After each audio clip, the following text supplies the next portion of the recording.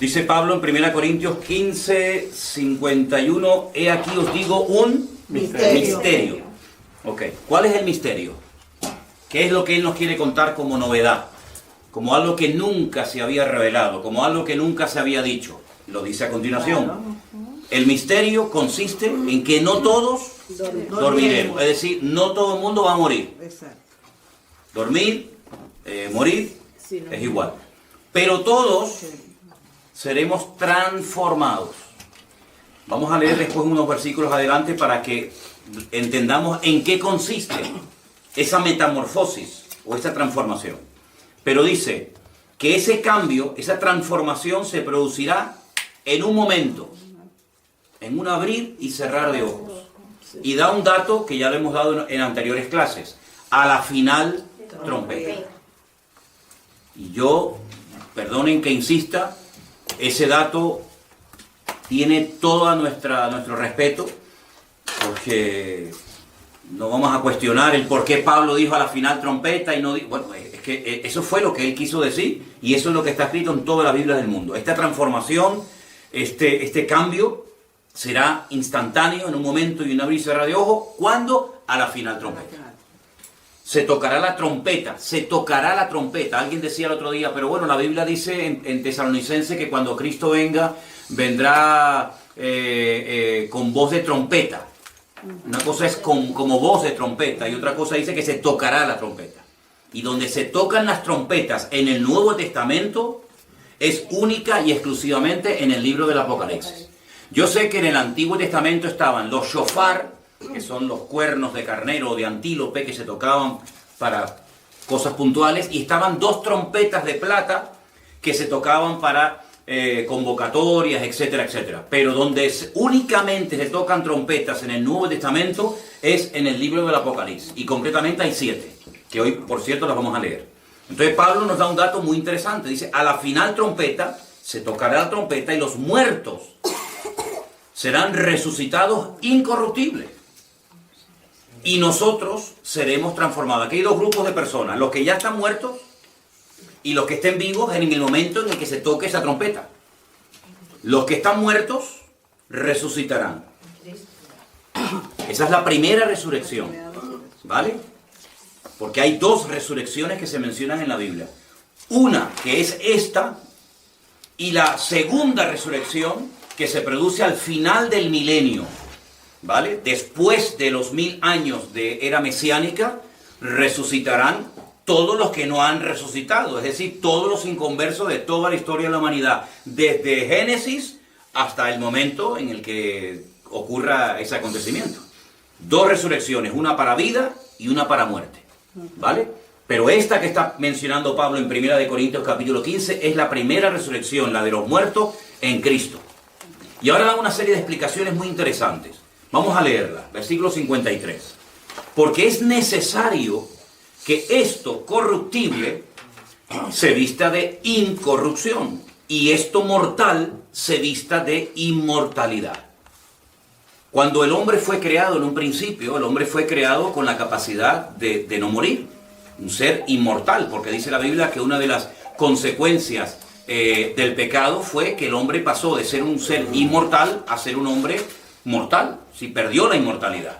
El día que pecares, pereceréis, os convertiréis en seres mortales. Ese don, ese regalo, eso que era realmente extraordinario, que se perdió en el jardín del Edén, se vuelve a recuperar con la resurrección a través de Cristo. El hombre vuelve a recuperar la incorrupción, el hombre recupera la inmortalidad, y entonces el verso 54 añade, cuando esto corruptible se haya vestido de incorrupción y esto mortal se haya vestido de inmortalidad, entonces se cumplirá la palabra que está escrita, aquí dice sorbida, en otras versiones dice vencida es la muerte con victoria. Eso lo dice en Isaías 25:8. ¿Vale? Pablo cita el texto de Isaías 25:8, vencida es la muerte en victoria. ¿Dónde está, oh muerte, tu aguijón? ¿Dónde, oh sepulcro, tu victoria? Ya que el aguijón de la muerte es el pecado y el poder del pecado es la ley. Entonces, este acontecimiento que se nos relata aquí es lo que conocemos con el nombre de rapto, arrebatamiento, traslación. Es decir, son diferentes términos para definir la misma cuestión. La iglesia va a ser arrebatada, la iglesia va a ser raptada, la iglesia va a ser trasladada. Póngale el adjetivo que más le guste. No vamos a estar discutiendo ahora cuál es la palabra más correcta, porque todas hacen referencia al mismo hecho, al mismo acontecimiento, ¿vale? Entonces, los que murieron en Cristo, los que murieron con su fe, mirando hacia adelante, esperando al Mesías, y los que murieron en Cristo, son los primeros que resucitan. Y en un momento y en un abrir y cerrar de ojos, los que estén vivos en ese momento serán juntamente con ellos arrebatados para recibir al Señor en el aire.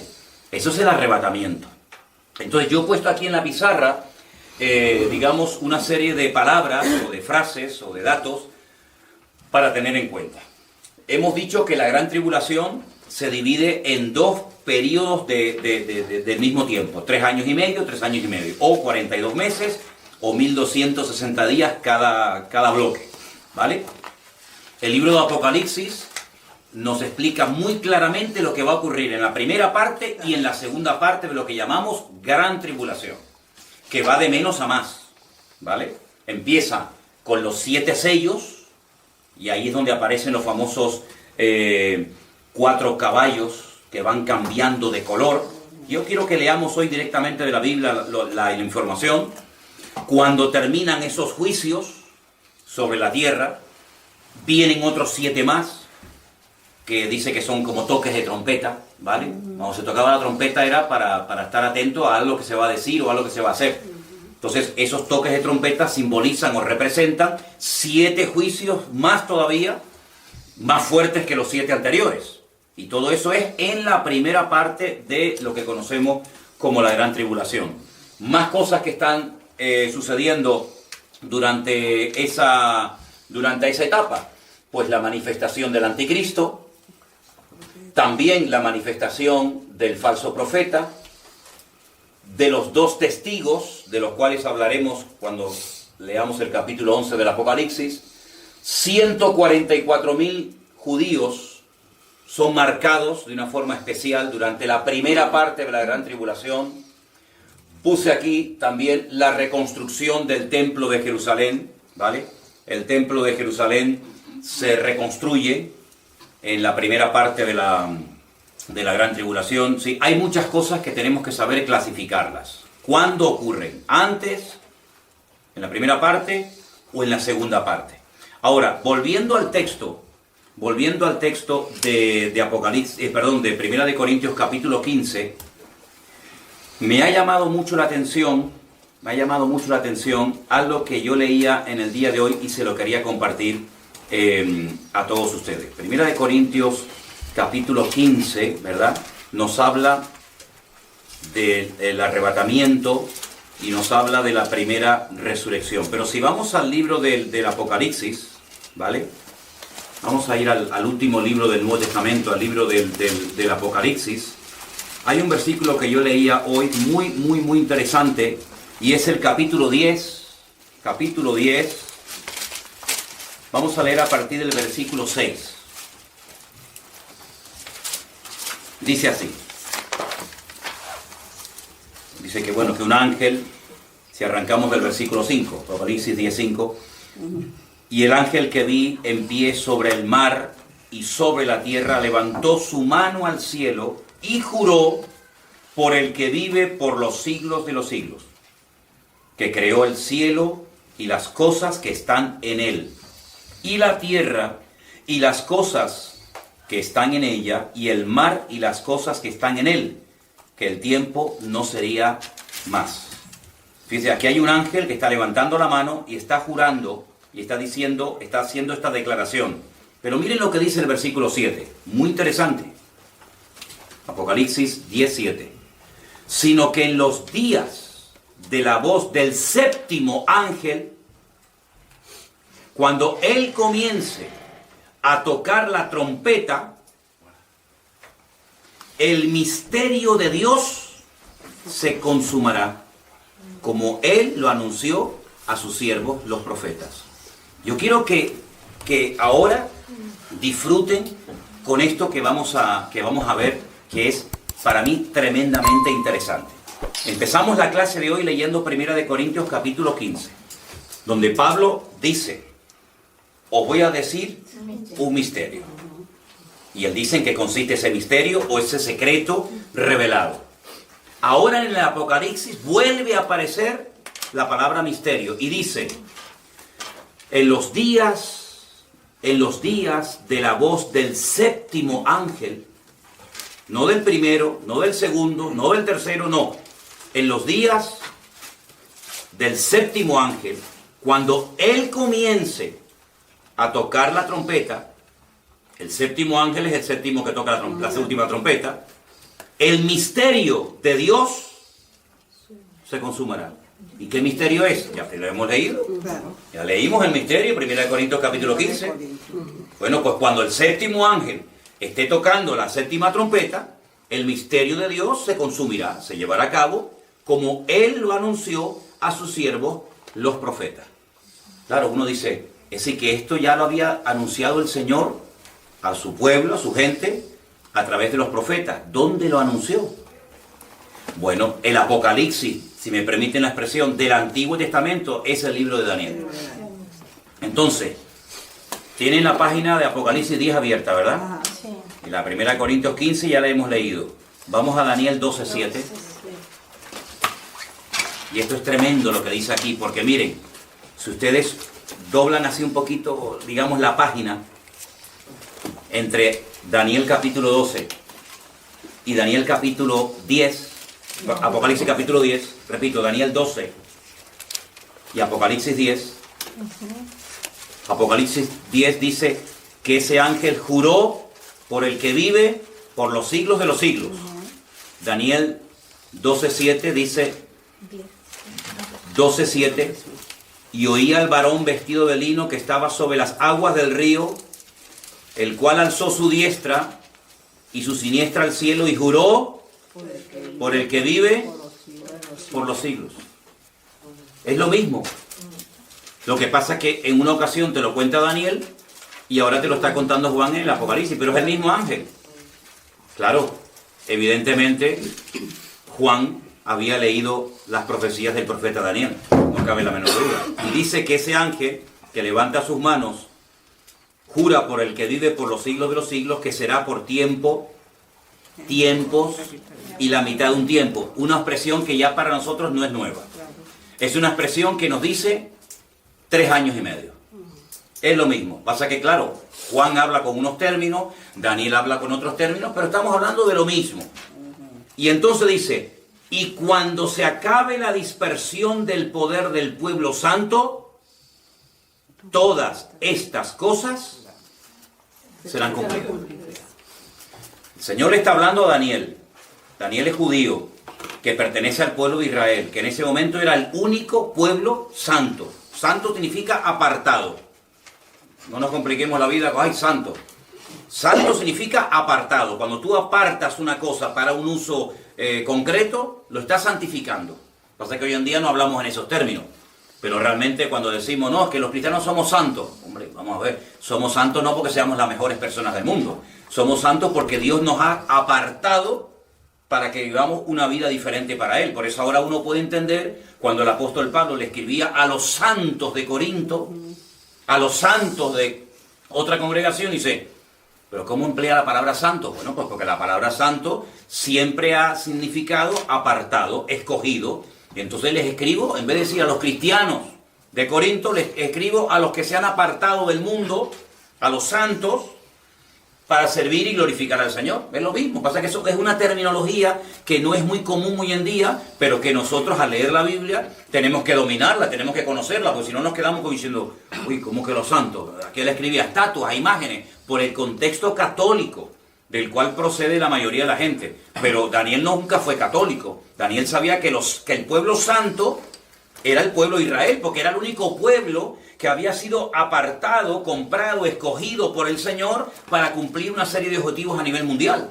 ¿Vale? Entonces le dice el Señor que cuando se acabe la dispersión del poder del pueblo santo, todas estas cosas serán cumplidas. Ahora, ¿qué es lo que ocurre?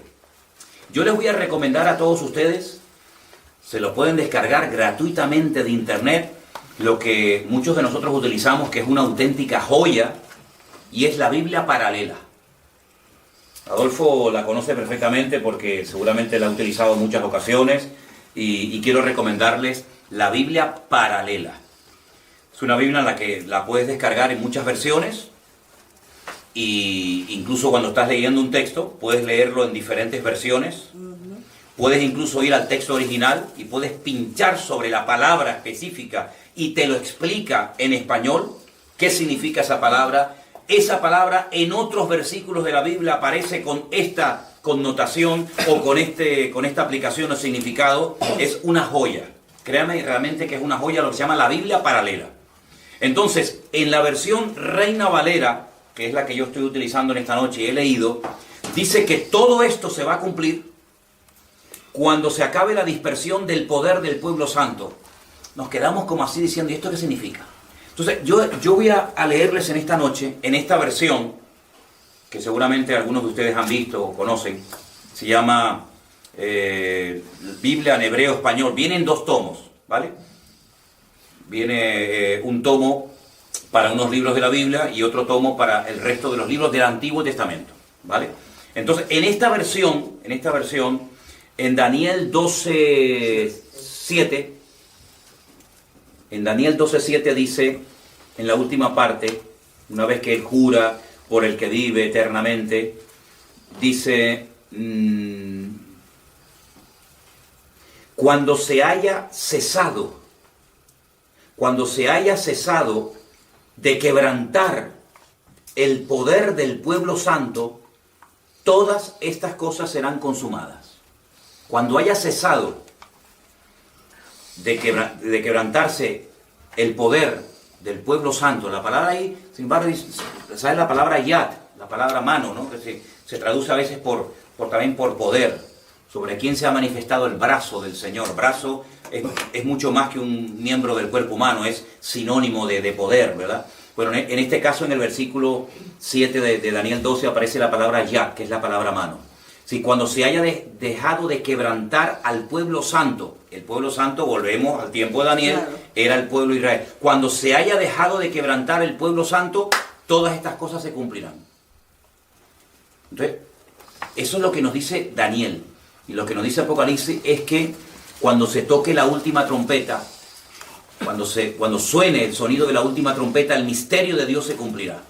Claro, no hay contradicción entre lo que dice Daniel y lo que dice Juan. Ambos se complementan.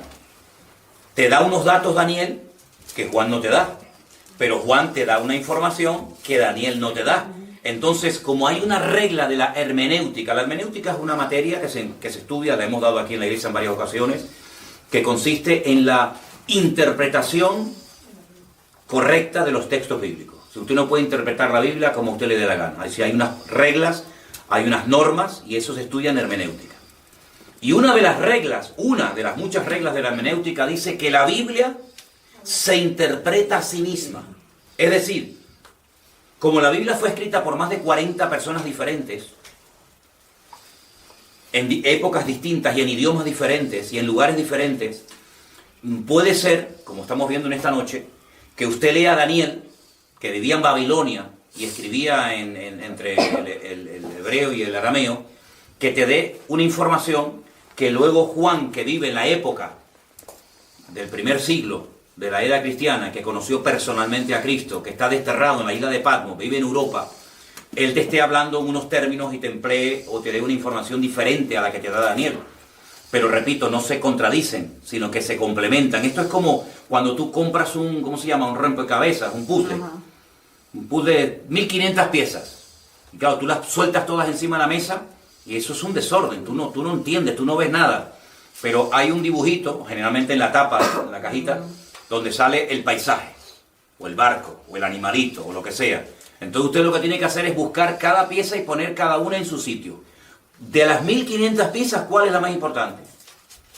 Todas son importantes. Lo que pasa es que cada una va en su respectivo lugar.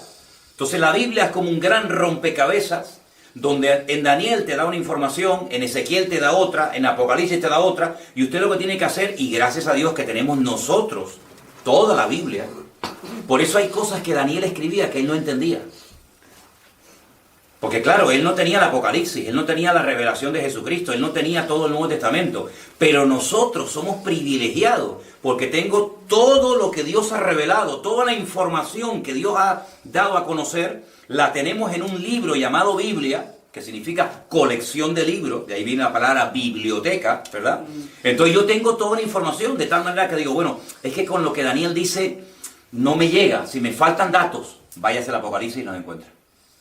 Con lo que me dice Juan, hay cosas que no entiendo. Por ejemplo, el otro día, cuando hablamos de león, con alas, de leopardo, ¿esto qué cosa es? Váyase usted a Daniel, y cuando entienda la visión de Daniel y el sueño de Nabucodonosor, vas a poder entender lo que te dice Juan en el Apocalipsis. Entonces, es una maravilla el poder tener todos esos libros, todos esos datos en un solo tomo en la Biblia, y a través de ellos podemos sacar conclusiones concretas. Evidentemente, Daniel no tenía toda la información que tú y yo en esta tarde, en este lugar, sí ya tenemos. Y entonces, cuando vamos al Nuevo Testamento, y a través de la pluma de Pablo, a través de los escritos de Juan, uno dice, oye, pues todo esto se va a cumplir, que ya lo sabíamos, ya en el Antiguo Testamento ya sabíamos todo eso, pero nos faltaban datos. Y un dato muy importante es que este misterio se va a consumar, se va a realizar cuando comience a oírse la voz del séptimo ángel tocando la última trompeta. Y esos son datos que nosotros no hemos puesto, son datos que están ahí en la Biblia hace miles de años. Nosotros simplemente lo que estamos haciendo es leerlos y de esa manera podemos sacar conclusiones muy, muy interesantes acerca de los últimos tiempos. Permítame, tengo que poner la batería a cargar, porque esto no dura eternamente y para siempre. Es como nosotros los cristianos, que tenemos que renovar de vez en cuando las pilas, ¿no? Tenemos que cargarnos las pilas en el Señor, pues tenemos que renovar las pilas. Que tengo que estar con la cámara, con el móvil, con el teléfono y con todo. Pero gracias a Dios estamos bien. Entonces, ¿queda claro? Muy bien. Como la gran tribulación empiezan con los 7 sellos, vayamos al Apocalipsis a ver qué nos dice la Biblia literalmente de los 7 sellos. Alguien dijo, bueno, ¿y esto del rollo con los 7 sellos, esto qué cosa es? Alguien comparó ese rollo, esos 7 sellos, con el título de propiedad. Cuando alguien tiene algo, tiene papeles. Tú puedes demostrar que esa casa es tuya por las escrituras. Tú puedes demostrar que ese coche es tuyo por los papeles que tienes. Alguien comparó este rollo, este pergamino con 7 sellos, con el título de propiedad del Señor. Pero vamos a Apocalipsis 6, donde vamos a encontrar los datos concretos y específicos de cada uno de estos sellos. A mí me gustaría leer un versículo y uno cualquiera de ustedes lee el siguiente y así vamos leyendo el pasaje, ¿vale? Empiezo. Apocalipsis 6:1. Vi cuando el Cordero abrió uno de los sellos y oí a uno de los 4 seres vivientes decir, como con voz de trueno, ven y mira. Y miré, y he aquí un caballo blanco, y el que lo montaba tenía un arco, y le fue dada una corona, y salió venciendo y para vencer. Veamos los detalles. Caballo blanco, que va montado por alguien, que lleva un arco sin flecha, le fue dada una corona era el premio, era el galardón, era el reconocimiento, ¿verdad? Y salió venciendo y para vencer. Vale. Entonces, podríamos decir que así es como arranca la manifestación y el reconocimiento público de este personaje siniestro al cual conocemos vulgarmente con el nombre del antimesías o anticristo. ¿Vale? Un caballo blanco, en este caso representa, pues bueno, cómo es la puesta en escena de este personaje político que va a ser reconocido por muchísima gente y que tendrá poder, tendrá autoridad, tendrá una sede de gobierno, tendrá sus tropas, tendrá sus ministros, etcétera, etcétera, y es la forma como empieza a manifestarse este personaje siniestro del anticristo en la primera parte de la gran tribulación. Cuando se abrió el segundo sello, porque hay más, oí al segundo ser viviente que me decía, ven y mira. Y salió otro caballo, bermejo, y al que le montaba le fue dado poder de quitar de la tierra la paz, y que se matasen unos a otros. Eso no pasa con el primer caballo. Cuando se presenta el anticristo, aquí no hay guerra. Por eso, claro, cuando la gente me dice, no, es que claro, la iglesia cómo va a estar en la gran tribulación. Bueno, usted imagínese que mañana a nivel mundial se presenta un personaje que lo reconocen. Claro que nosotros lo vamos a reconocer por los muchos datos que nos da la Biblia, que es el anticristo, pero es un político, es un hombre, como he dicho, de carne y hueso, con papá, con mamá, con pasaporte, con cédula de identidad. Entonces se presenta y en principio no hay nada malo. Es simplemente un líder político que se da a conocer y que lo reconocen muchas naciones y muchos pueblos. Bueno, ¿y qué problema hay en eso? Y ya empezó la gran tribulación y no nos hemos dado ni cuenta. Pero a continuación dice la Biblia que se le da poder para quitar de la tierra la paz. Bueno, ¿y cuántas veces la paz ha sido quitada de la tierra estando los creyentes viviendo en el planeta Tierra? Miren los hermanos nuestros cómo tuvieron que vivir en la Primera Guerra Mundial. Aquí en Europa murieron millones de gente. Y cuando terminó la Primera Guerra Mundial fue algo tan terrible que algunos expertos dijeron, nunca más el mundo se volverá a enfrentar peleando nación contra nación, porque ha sido tan terrible la Primera Guerra Mundial que espero que hayamos aprendido la lección. ¿Cómo se equivocaron? La Segunda Guerra Mundial fue aún peor que la primera. Más de casi 70 millones de muertos. Nación contra nación, no tenías a dónde ir. Todo un continente conquistado por los nazis, por Hitler. Y los cristianos vivían allí, las iglesias estaban allí, los pastores estaban en España, en Alemania, en Suiza, en Bélgica, en Holanda, en Italia, en Portugal, en todos esos países había cristianos. Se predicaba el evangelio durante la Segunda Guerra Mundial y no había paz. Por lo tanto, si llega un momento en el que se quita la paz, esto para los cristianos no es nada nuevo, porque durante muchos siglos los cristianos vivieron perseguidos. Por lo tanto, si no, es que la iglesia no puede pasar por nada de eso, pero si es que la iglesia ya ha pasado por periodo de la Primera Guerra Mundial, la Segunda Guerra Mundial, etcétera, etcétera. Cuando se abrió el tercer sello, oí al tercer ser viviente que decía, ven y mira, y miré, y aquí un caballo negro.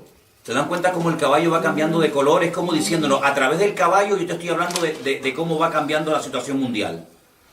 Y el que lo montaba tenía una balanza en la mano. Versículo 6. Y oí una voz de en medio de los 4 seres vivientes que decía, 2 libras de trigo por 1 denario y 6 libras de cebada por 1 denario, pero no dañes el aceite ni el vino. ¿Ustedes se acuerdan en la parábola de la viña? A la gente que fue a trabajar todo un día al campo, se le pagó al final del día 1 denario. Si 1 denario era lo que se le pagaba a un jornalero por trabajar un día.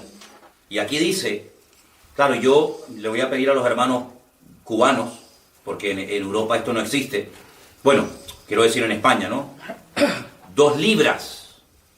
¿Cuántos son 2 libras? 1 kilo. 2 libras, 1 kilo. Sí. Ok, ¿ves? Casi, no exacto. Acabo de aprender algo. Más o menos. Porque en España no usamos un sistema métrico decimal y en fin, otras medidas. 2 libras son 1 kilo, casi 1 kilo.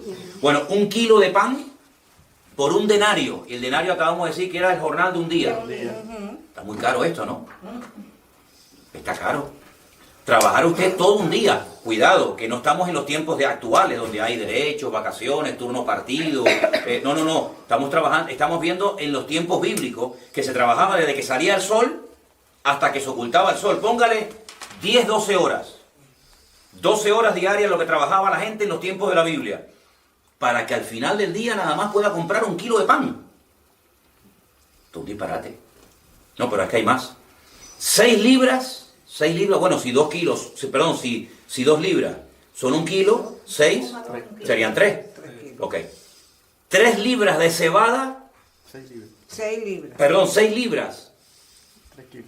3 kilos de cebada por 1 denario. ¿Qué le parece?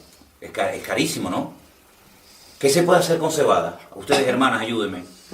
¿Qué se puede hacer con cebada? Cocinarla y tomársela, más nada. Porque esto es lo que Sí, tampoco se puede hacer gran cosa con cebada, ¿no? como Todo un día trabajando para comprar una barra de pan, 1 kilo de pan y un poco de cebada. Pero no dañe el aceite ni el vino. Es curioso, ¿no?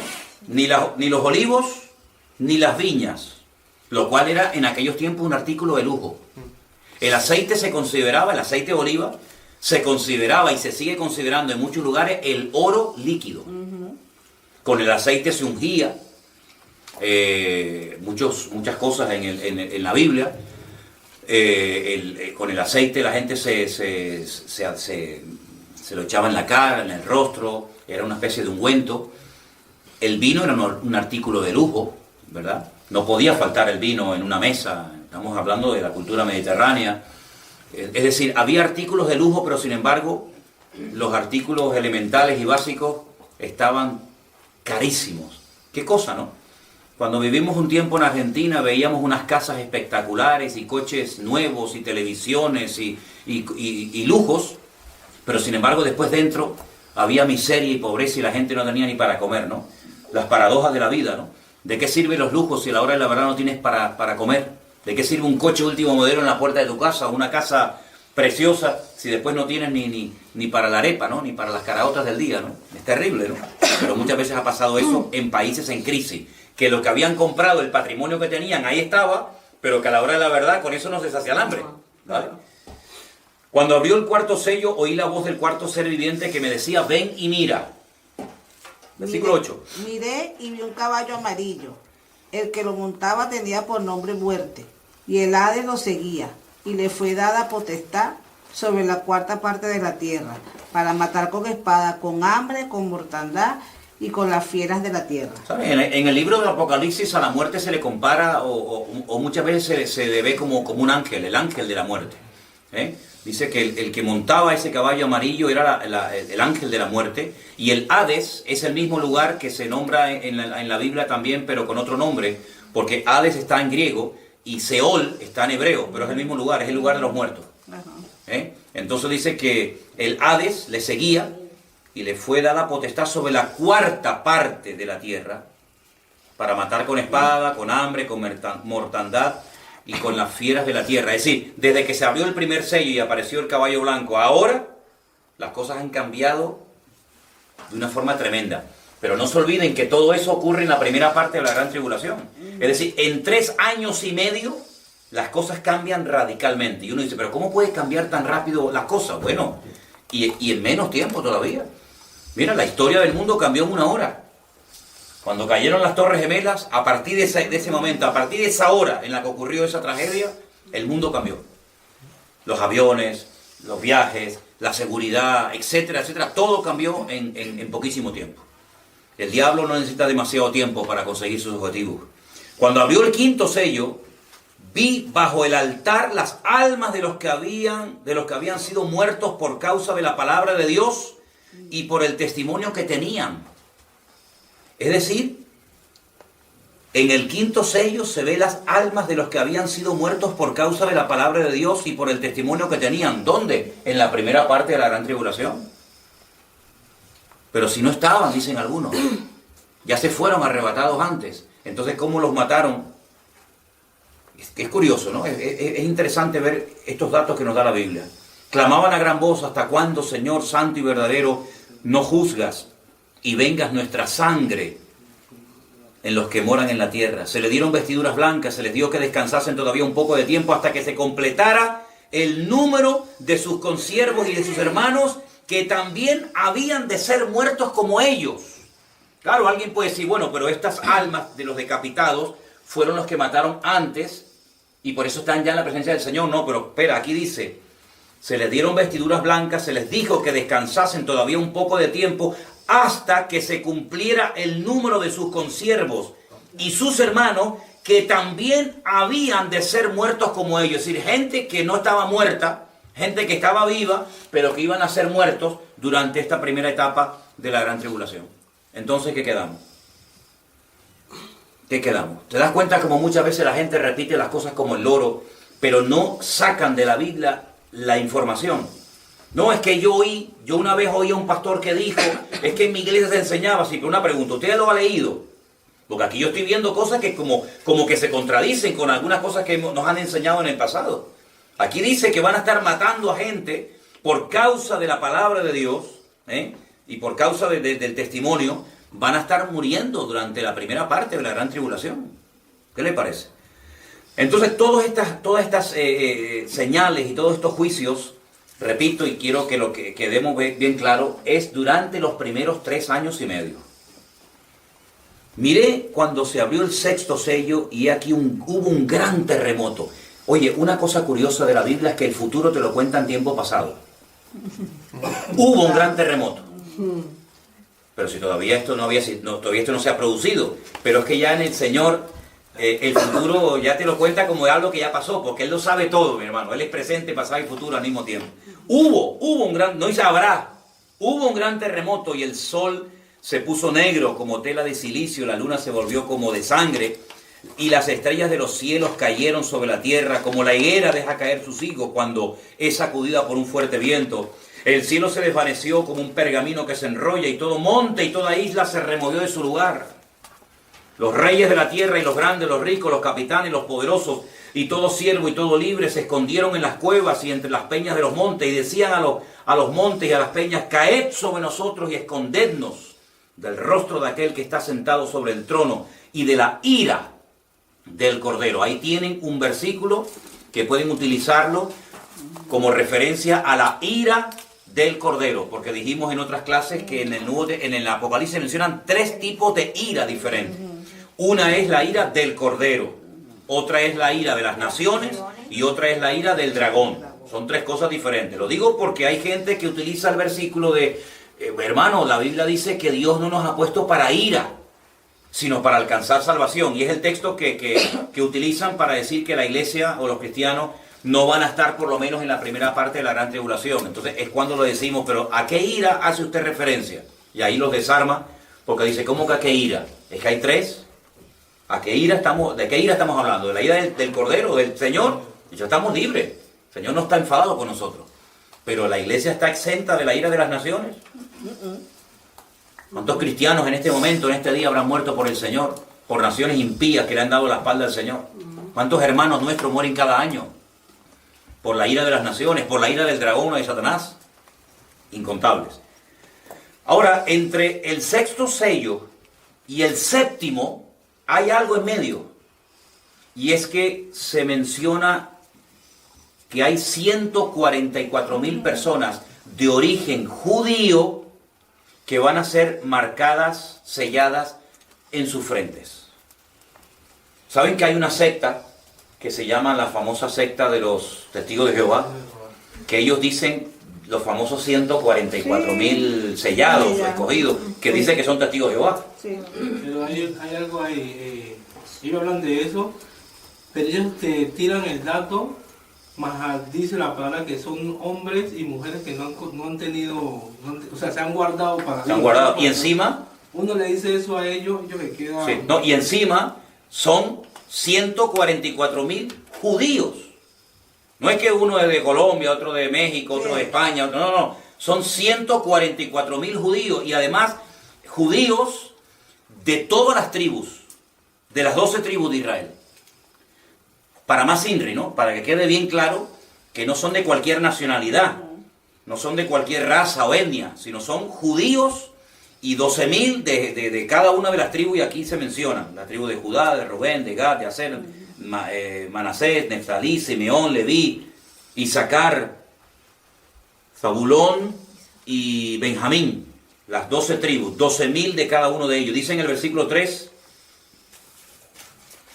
que no se le haga daño a la tierra, ni al mar, ni a los árboles, hasta que hayamos sellado en sus frentes a los siervos de nuestro Dios. Y oí el número de los sellados, 144,000 sellados de todas las tribus de los hijos de Israel.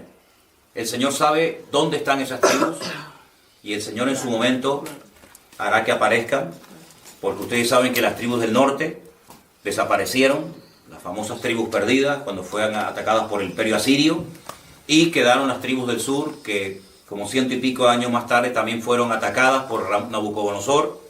Se llevaron a muchos a Babilonia, y esas 2 tribus después volvieron a su tierra de 70 años después, cuando reconstruyen el templo de Jerusalén, pero de las 10 tribus del norte como que se diluyeron.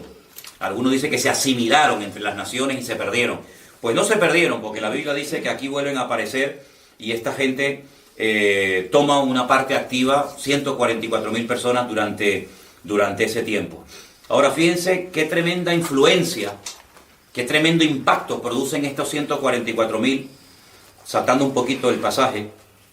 En el versículo 9 dice: después de esto miré ya que una gran multitud, la cual nadie podía contar, y ahora dice, de todas las naciones, tribus, pueblos y lenguas, que estaban delante del trono y en la presencia del Cordero, vestidos con ropas blancas y con palmas en sus manos.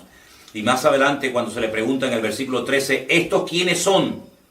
¿Y de dónde han salido o de dónde han venido? Y Juan dice: Señor, tú lo sabes, porque evidentemente Juan no sabía. La respuesta es: estos son los que han salido de la gran tribulación, versículo 14. Y han lavado sus ropas y las han emblanquecido en la sangre del Cordero. Es decir, son gente que se ha convertido durante la primera parte de la gran tribulación, ¿verdad? Y son los que han salido de esa etapa terrible. Y entonces, cuando vamos al capítulo 8, vemos que ahí es cuando se produce el séptimo sello. Y uno dice: bueno, ya por fin llegamos al final. No. Este es el preludio. Queda todavía más todavía. Quedan todavía 14 juicios más. 7 de ellos representados en las 7 trompetas, que son a continuación, y 7 que son los peores y los más terribles, que son las famosas copas de la ira. Entonces son 7 sellos, 7 trompetas y 7 copas. Fíjense, por ejemplo, qué interesante cuando la primera trompeta suena, versículo 7, dice que hubo granizo y fuego. ¿El granizo qué es? Es agua congelada. Agua congelada. Es interesante que la palabra hebrea para cielos, Hashamayim, es la unión de la palabra fuego y agua. ¿Sabía eso, verdad? Cuando dice en el libro del Génesis, Bereshit bara Elohim et Hashamayim, la palabra cielos, repito, es la unión de la palabra Esh, que es fuego en hebreo, y Mayim, que es agua en hebreo. Entonces los cielos están compuestos por fuego y por agua. Algo que parece imposible, porque el fuego lo apaga el agua. Y es curioso que del cielo cae granizo, que es agua, y cae también fuego, mezclado con sangre. Son lanzados a la tierra, y la tercera parte de los árboles se quemó. Y se quemó toda la hierba verde. Ahora, yo les animo a que ustedes hagan una comparación entre las plagas de Egipto y los castigos que estamos viendo en el libro del Apocalipsis, porque podemos trazar como una especie de paralelismo entre cómo trató Dios con los egipcios en el tiempo de Moisés y cómo va a tratar con la tierra en los últimos tiempos. Podríamos decir que en cierto sentido es como una repetición de la historia. Lo que pasa es que en vez de pelear contra Faraón, en aquel caso que era el objetivo, en este caso es una guerra entre Dios y Satanás. Así de claro. A lo largo de la historia, la luz y las tinieblas, el bien y el mal, siempre se han enfrentado, pero a través de los políticos. El mundo de las tinieblas siempre ha tenido sus instrumentos políticos y digamos que Dios, entre comillas, también ha tenido sus instrumentos y se han enfrentado en batallas y en campos de batalla. Cuando peleaba David contra los filisteos, bueno, era una lucha natural, una lucha física, pero realmente estaba peleando la luz contra las tinieblas. Claro. En este caso Israel representaba al pueblo de Dios, ¿verdad? Israel era un tipo del Mesías y los filisteos, los amorreos, los hititas, etcétera, etcétera, eran los enemigos naturales que en ese momento tenía el pueblo de Dios. Pero en el Nuevo Testamento, y sobre todo en la parte de la gran tribulación, se vuelve a enfrentar la luz con las tinieblas, o Dios contra Satanás, pero en este caso abiertamente, ¿vale?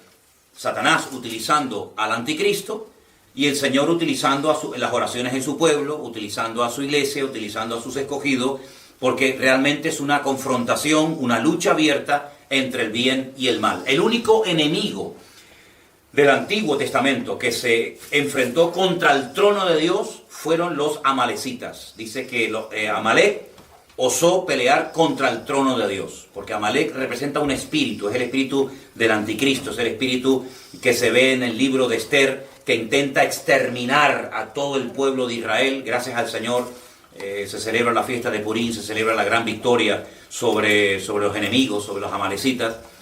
Enemigos que tenían que haber sido destruidos con el primer rey de Israel, cuando Saúl recibió la orden de destruir a los amalecitas, no lo hizo, y siglos más tarde o tiempo más tarde, en la época de la reina Esther, pues vemos que lamentablemente se vuelve otra vez a producir la batalla.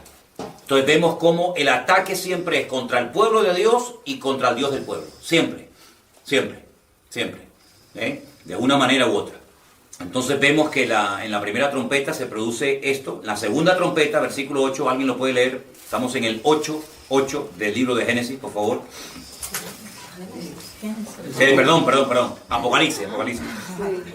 El segundo ángel tocó la trompeta y como una gran montaña ardiente en fuego fue precipitada en el mar, y la tercera parte del mar se convirtió en sangre. Entonces en la primera toque de trompeta son los árboles y es la hierba verde la que es afectada. En la segunda parte es el mar, el que también automáticamente es afectado. Entonces ya, fíjense, vayan sumando las cosas que van cambiando.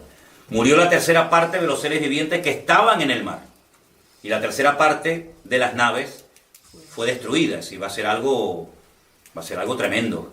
Hace poco hemos visto en televisión imágenes de miles y de miles de peces flotando en las orillas de las playas por todas estas cosas que han ocurrido últimamente en España. Entonces estamos viendo la punta del iceberg, estamos viendo cómo es posible que con un cataclismo, con una catástrofe de esta magnitud, puedan morir millones de peces. Hace unos días hemos visto miles, pues bueno, todo como va de menos a más, pues no nos sorprende. El tercer ángel tocó la trompeta y cayó del cielo una gran estrella.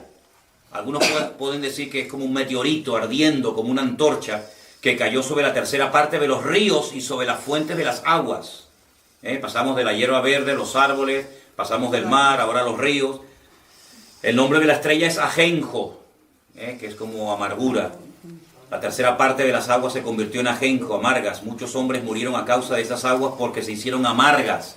Fíjense que una de las primeras plagas, la primera plaga que el Señor mandó a Egipto fue la contaminación de las aguas. Se convirtieron en sangre, por lo tanto, esas aguas no se podían beber. Y otra vez las aguas vuelven a ser afectadas en este toque de trompeta. Versículo 12, alguien que lo lea, por favor. El cuarto ángel tocó la trompeta y fue herida la tercera parte del sol, y la tercera parte de la luna, y la tercera parte de las estrellas, para que se oscureciese la tercera parte de ellos, y no diese luz en la tercera parte del día y asimismo de la noche. Ahí hay astros que son afectados. Ahí tenemos el sol, la luna, las estrellas. Interesante, ¿no? Esa expresión sol, luna y estrellas la vais a ver muchas veces, no solamente aquí. Cuando vayamos al capítulo 12 y estudiemos, analicemos quién es la mujer que está con dolores de parto a punto de parir, y Satanás tratando de devorar al niño que lleva en su vientre, dice que estaba con el sol, la luna y las estrellas, se vuelve a mencionar. Uno de los sueños que tuvo José en el Antiguo Testamento también habla de que soñó con el sol, la luna y las estrellas. Son expresiones muy repetitivas. Miré y oí un ángel volar por en medio del cielo diciendo a gran voz: ¡ay, ay, ay de los que moran en la tierra a causa de los otros toques de trompeta que están para sonar, los tres ángeles! Capítulo 9, versículo 1. El quinto ángel tocó la trompeta y vi una estrella que cayó del cielo a la tierra. Otra más. Y se le dio la llave del pozo del abismo. Se abrió el pozo del abismo y subió humo del pozo como humo de un gran horno. Se oscureció el sol y el aire por el humo del pozo. Versículo 3, por favor. Y el humo salieron langostas sobre la tierra, y se le dio poder, como tienen poder los escorpiones de la tierra. Se le mandó que no dañasen a la hierba de la tierra, ni a cosa verde alguna, ni a árbol, sino solamente a los hombres que no tuviesen, el sello de Dios en sus frentes. ¿Y quiénes son los hombres que tienen el sello de Dios en sus frentes? Los 144.000. Pero los demás que no tenían el sello, la marca, la identificación de Dios en su cuerpo, en su vida, a esos se les atormentaría. ¿Qué les parece? Hay diferencia, ¿no? Siempre Dios ha hecho diferencia entre los justos y los injustos. En Egipto lo hizo, en el diluvio lo hizo, en la destrucción de Sodoma y Gomorra lo hizo. Siempre ha habido una gran diferencia entre sus hijos, entre su pueblo y los que no son su pueblo. Dios siempre ha protegido, Dios siempre ha cuidado, Dios siempre ha marcado una diferencia entre los que le pertenecen y los que no le pertenecen. Dice, pueden dañar a los hombres que no tienen el sello de Dios en sus frentes. A eso lo que quieran, pero los que tienen la marca de Dios en sus frentes, por eso no se preocupen. ¿Qué te parece? Ahora, es interesante notar que al final del capítulo 9, dice, los otros hombres que no fueron muertos con estas plagas, ni aún así se arrepintieron de las obras de sus manos. Si ya ha habido 14 juicios terribles, catástrofes, el mar afectado, la fuente de las aguas, miles, millones de personas han muerto, pero dice que ni aún así se arrepintieron de las obras de sus manos, ni dejaron de adorar a los demonios. Ustedes saben que en la Biblia la idolatría es comparada a adorar a demonios. Eso lo dice la Biblia. Ni dejaron de adorar a los demonios, ni a las imágenes de oro, de plata, de bronce, de piedra y de madera, las cuales no pueden ver, ni oír, ni andar. Y no se arrepintieron de sus homicidios, ni de sus hechicerías, ni de su fornicación, ni de sus hurtos. Oye, es increíble, cómo la dureza del corazón del hombre, ni siendo castigado con estos juicios terribles de parte de Dios, dice que ni aún así muchos se arrepintieron de sus obras. Es tremendo, ¿no? Es tremendo ver cómo cuando una persona se niega a creer y a humillarse, no hay forma. Miren el faraón. Si alguien vio milagros, si alguien vio cosas tremendas que nadie había visto, fue el faraón. El río Nilo convertido en sangre. ¿Saben lo que es eso? El río más largo del mundo. Por lo menos en la parte de Egipto, sangre. Ranas en la cama que le entraban por todas las habitaciones. Nada. Piojo, muerte de los primogénitos, granizo, muerte del ganado, úlceras, moscas. Endureció su corazón de tal manera que no había forma de reconocer que el Dios de los hebreos, el Dios de Israel, era el Dios vivo y el Dios verdadero. ¿Qué te parece? Entonces, la voluntad del hombre no es anulada ni siquiera después de la conversión. Cuando la persona se convierte, Dios no lo robotiza.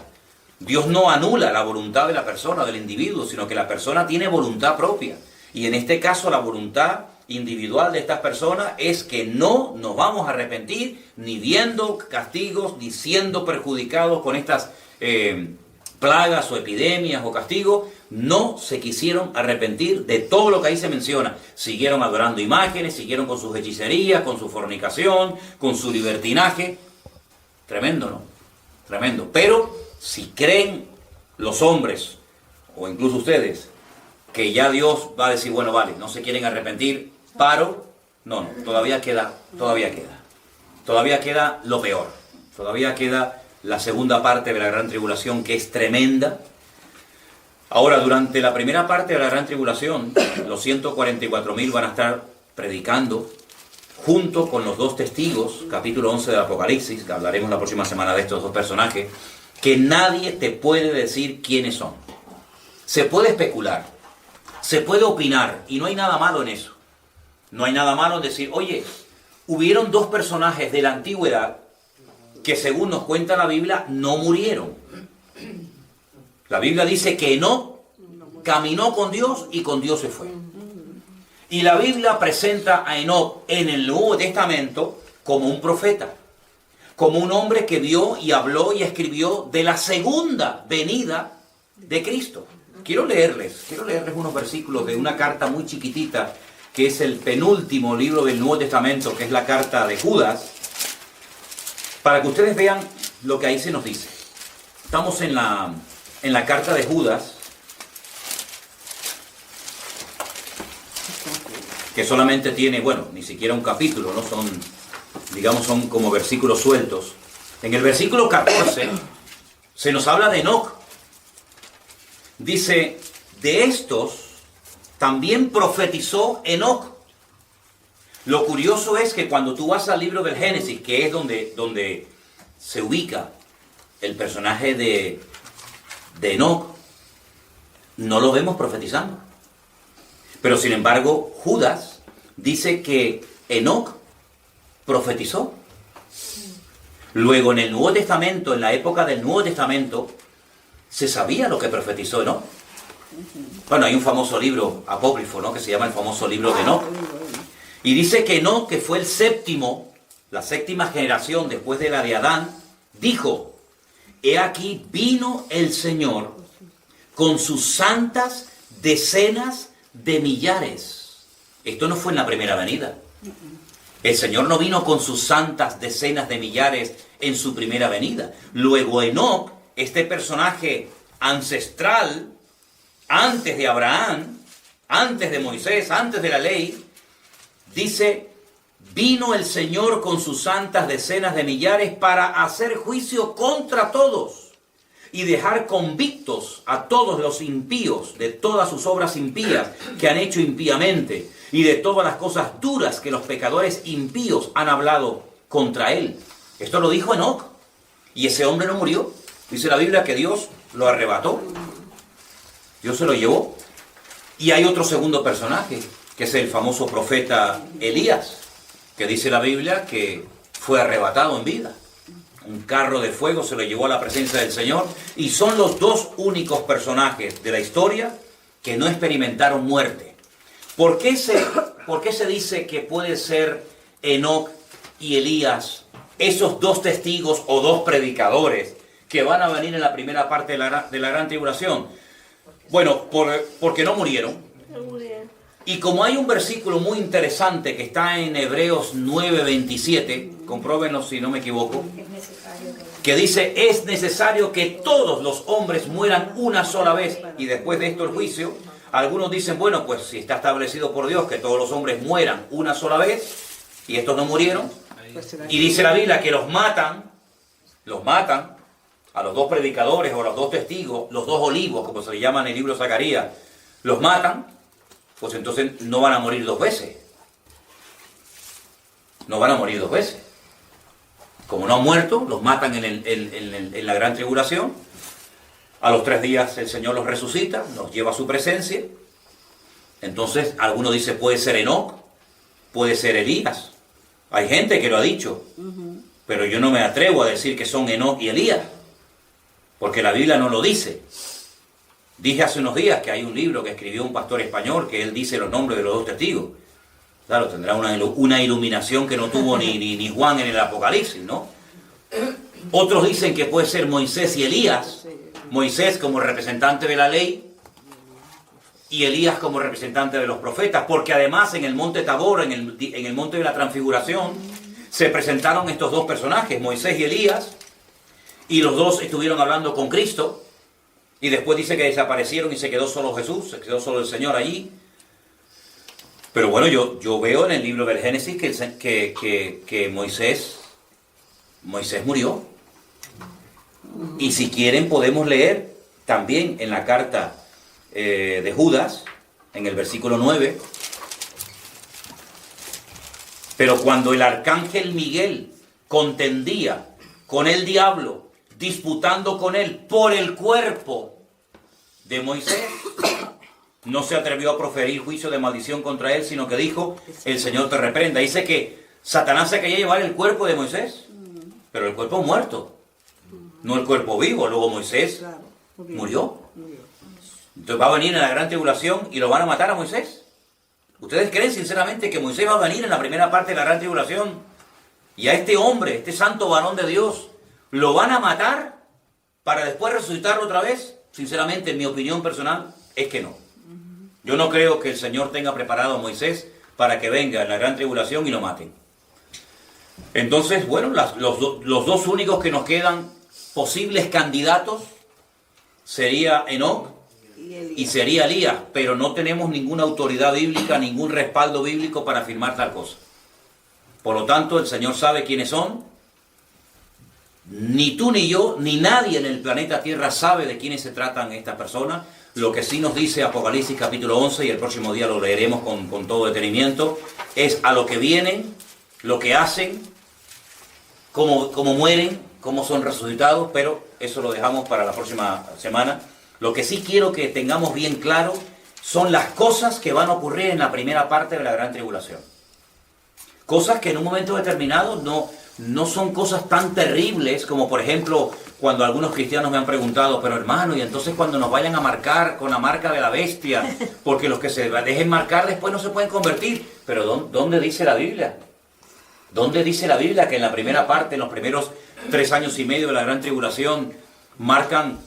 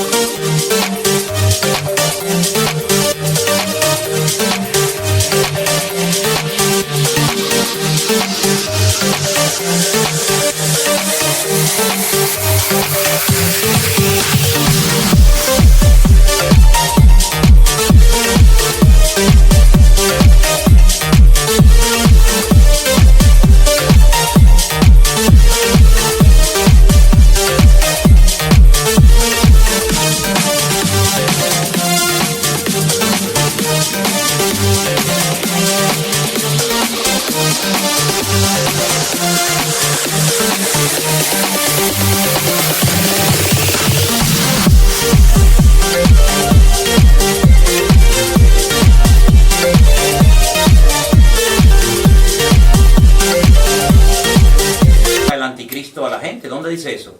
No lo dice.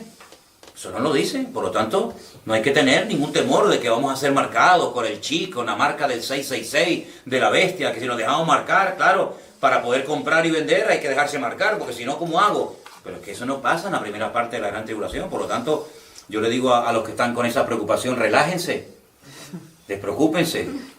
No se preocupen por eso, eso no va a afectar la primera parte de la gran tribulación. Si vamos a estar en la primera parte de la gran tribulación, si vamos a estar en esa primera parte, que yo creo que sí, ahí no pasa nada de la marca de la bestia. Usted podrá comprar y vender siempre y cuando tenga dinero. ¿No? Si no tiene dinero, pues le va a pasar lo mismo que hoy en día. Algunos ya están pasando una tribulación hoy en día, aunque no haya empezado, porque dicen, es que no puedo comprar, entonces ya está en la tribulación, hermano. Por lo tanto, lo que sí quiero que ustedes se den cuenta es que lo que va a ocurrir en la primera parte de la gran tribulación, y puse al final, pero no por ser menos importante, la reconstrucción del templo de Jerusalén. Algunos dicen, bueno, pero eso es simbólico.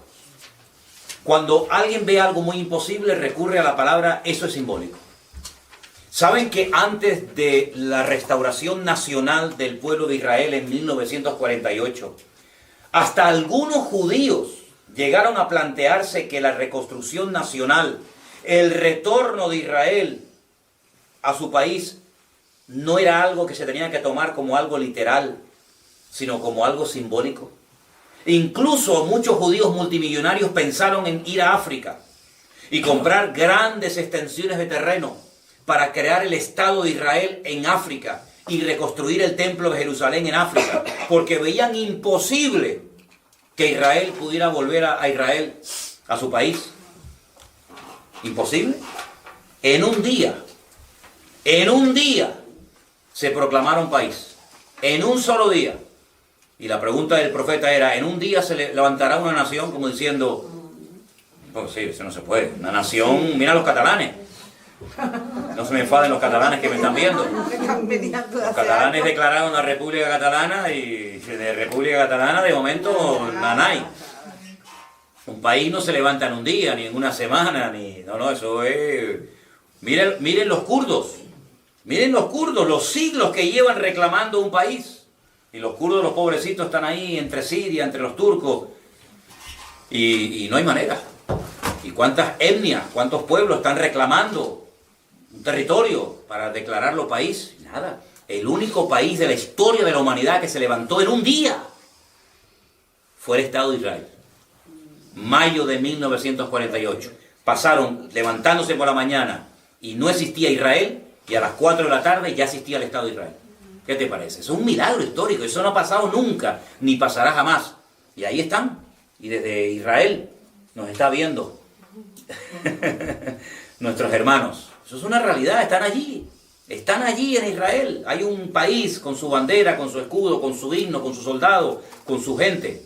Ya más de 9 millones de judíos están viviendo en el Estado de Israel, y los millones que van a venir, los millones que van a ir a Israel en los próximos meses, en los próximos años, va a ser algo tremendo, ¿verdad? Entonces, de simbólico nada. Lo que pasa es que cuando la gente ve algo imposible de cumplimiento, dice, no, eso es algo simbólico. Le pregunté una vez a un rabino en Jerusalén acerca de la reconstrucción del tercer templo, y ¿saben lo que me dijo? Me dijo, hace 70 años atrás no existía este país. Y ya estamos aquí. Y era imposible que eso se diera. Imposible. Hoy en día algunos ven imposible que si la mezquita de Omar, la mezquita de Al-Aqsa, que Jordania protege la explanada de las mezquitas, ¿qué va a pasar con los árabes si a los judíos se les ocurre subir al monte Moriah y reconstruir el templo? Se ve como algo imposible. ¿Y era más fácil reconstruir el templo de Jerusalén? Miren, no me voy del tema, pero fíjense qué interesante cuando Jesús está en Capernaum, en una casa, predicando, y de repente le descuelgan a un paralítico que no puede caminar, que lo descuelgan entre 4 amigos. Lo primero que hace es, hijo, tus pecados te son perdonados. La gente se quedó asombrada diciendo, pero ¿quién puede perdonar pecados sino solo Dios? Y a continuación añade el Señor y dice, pues para que veáis que el Hijo del Hombre tiene poder para perdonar pecados, le dijo al paralítico, levántate, toma tu lecho y anda. Pero la pregunta que hace el Señor es la siguiente, ¿qué es más fácil? Fíjense que no dice qué es más difícil. ¿Qué es más fácil, perdonar pecados o levantar a un paralítico? Claro, si la pregunta fuera para nosotros, diríamos, bueno, pues si perdonar pecados es simplemente lanzar una frase, pero el Señor, ¿qué es más fácil? No dijo que es más difícil. Para Dios no hay nada imposible. Para Dios la palabra imposible o difícil no existe. ¿Qué es más fácil? ¿Perdonar los pecados o sanarlo? Eso es lo que Dios va a hacer con el pueblo de Israel. Una restauración nacional, que ya se ha producido, y una restauración espectacular de tipo espiritual. Y eso es lo que nos habla en Ezequiel, cuando lo leamos en la próxima semana, de los huesos secos. Cómo se reconstruye, cómo se restaura nacionalmente Israel, y cómo se restaura espiritualmente la nación de Israel. Entonces todo eso, muchas de esas cosas yo creo que nosotros vamos a tener el privilegio de poder verlas, y estamos comenzando a ver cosas realmente increíbles. Nosotros somos privilegiados porque podemos ir a Israel y ver que la primera parte de la profecía de la restauración nacional del país ya se ha cumplido. Muchos hermanos no lo vieron, Muchos pastores predicaban, pero nunca vieron eso. Nosotros, gracias a Dios, que hemos nacido después de 1948, podemos decir de que eso es una realidad. Por lo tanto, si ya se cumplió lo natural, no te quepa la menor duda de que lo espiritual también se va a producir. ¿De acuerdo? Así que por hoy damos por terminada la clase.